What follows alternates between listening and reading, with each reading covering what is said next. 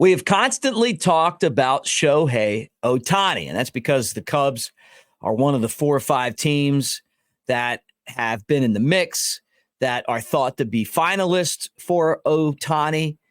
And then yesterday, we were told that he was on the way to Toronto, do a physical. It's going to be a signing. And then we find out that the plane that he was supposedly on, he wasn't on, and the whole time he was in Southern Cal. So we're going to talk about that and all the moves that are starting to happen now in the world of Major League Baseball. Welcome to the Cubs Baseball channel. Make sure that you like and subscribe. Let's talk some Cubs.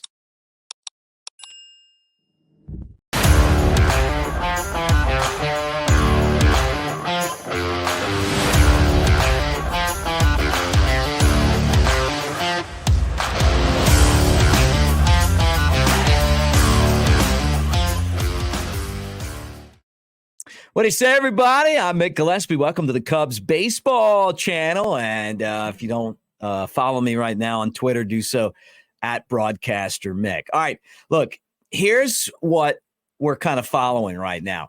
And I'm going to take up a little bit for Jon Morosi because I know how tough this is in the world of covering players. But it was reported that possibly Ohtani was heading to Toronto. Sources, Ohtani is en route to Toronto. A representative of his agency would not comment when asked about Ohtani's travel plans. And at this hour, he doesn't have a signed agreement with any team. And it was kind of like giving you the idea that something was going on, right? And I mean, it's vague enough, like, but still at the same time, people start finding these like this private plane and they think Ohtani's on there. And then apparently, the guy gets off the plane. It's the guy from Shark Tank, or maybe they just made that up. It's just so funny that we're kind of waiting on Shohei Ohtani to go to Toronto and sign. And then the reports from other guys are nope. Ohtani is in Southern California. He never left. And there's no deal that he hasn't decided yet, right? All I thought about was the time that I kind of learned this lesson the hard way. I was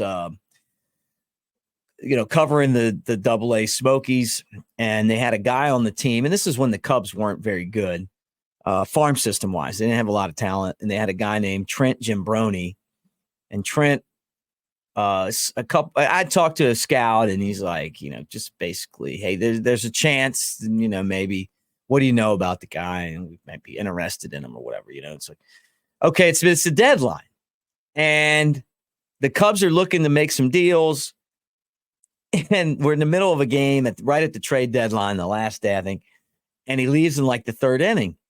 So I can't see in there, and we don't have cameras in there at the time. And I ask someone, hey, is he in there hugging everybody? And this guy tells me, yeah, I was just in there. I was just down there, and I saw him. Yeah, they were hugging the bat boy. So I'm like, okay. And I put out, hey, Trent Gimbroni out of the game. He was one of the Cubs' better prospects.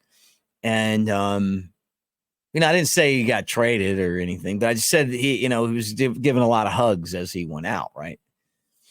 Well, and then the thing blew up, and then he wasn't traded. As a matter of fact, he wasn't traded. He had pulled a muscle, went into the clubhouse. He was just done for the day. At least that's what I was told. He didn't get traded, and so later on, I'm trying to figure out, like, why was he hugging everybody? And one of the guys goes, oh, he's just a hugger. Really, really good guy. And, I thought for sure that he was traded, and that's what trying to be the first guy to like break a story, to put something out there is such a tough field, and after that, I was like, I'm just not doing that anymore. Like I kind of learned my lesson. It was embarrassing and I apologized, like, hey, I'm really sorry about that. And then Gordon Wittenmeyer, who we did an interview with the other day, someone that I've always gotten along with, made fun of me and still does, or at least he did when he was covering the Cubs. Anytime Trent Jimbroni's name came up, he would talk about, about the trade that didn't happen. It was just directed at me, which I probably deserved it. And instead of getting angry at Gordon, I just laugh at myself, right? Which is kind of part of the business that we're in, man. And kind of his personality, like he likes to kind of dig at you, and I deserved it. And I learned a lesson. So I don't know what sources Jon Morosi has, if he's right or if he's wrong. But yesterday we just kept waiting on this Shohei Ohtani to Toronto trade to happen. And it didn't happen. With that said, when it does happen, I'm sorry, not trade, but signing. But when it happens, we're going to jump on here live and talk about it. If it's with the Cubs, we'll be celebrating because it would be great to have the best player in baseball. And if it's not, that may be good too. And a lot of you guys have debated this on the channel's comment section. And I think a lot of you guys are right. It would be great to have him. And at the same time, if you don't have them, that's okay too. You can use them resources to get pitching and, and other stuff. You need a third baseman, you need a first baseman, you need starting pitching, you need bullpen help, so there's a lot of needs here. And for the Cubs, they just don't have a lot of starting pitching in the minor league system. They're very restrictive on the amount of innings that pitchers throw. They got some guys coming. They have gotten some help. But when you look through there, it's not like the position player pool where they have some really interesting guys that are pretty ready to go. I mean, it's just, we've talked about this on the channel a lot, whether it's Pete Crow Armstrong, Alexander Canario in center field, the Jaguar, Kevin Alcantara. You got Mike Tauchman, at third base. Is it BJ Murray? Is it Matt Shaw? Is it, Jake Slaughter, who, played third for AA and AAA, played some third and hits for power. I don't know, but there's some options there. First base doesn't seem like they have as many options.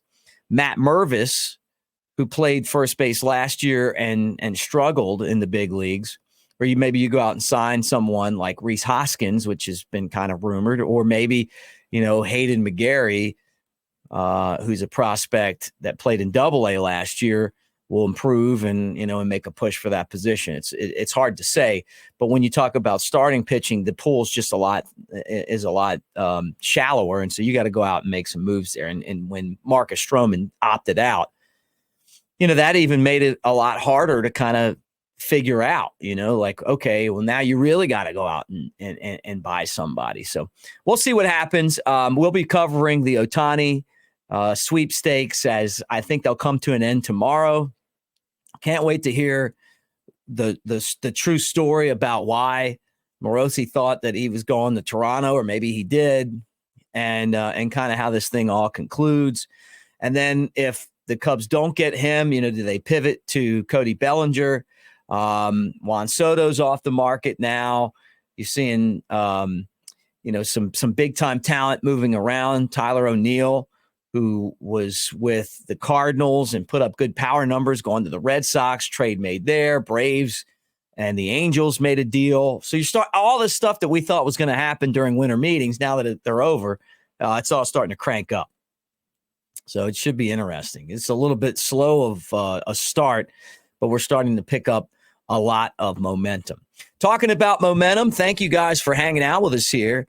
And don't forget that our channel is brought to you by the Smokies Baseball Team Store.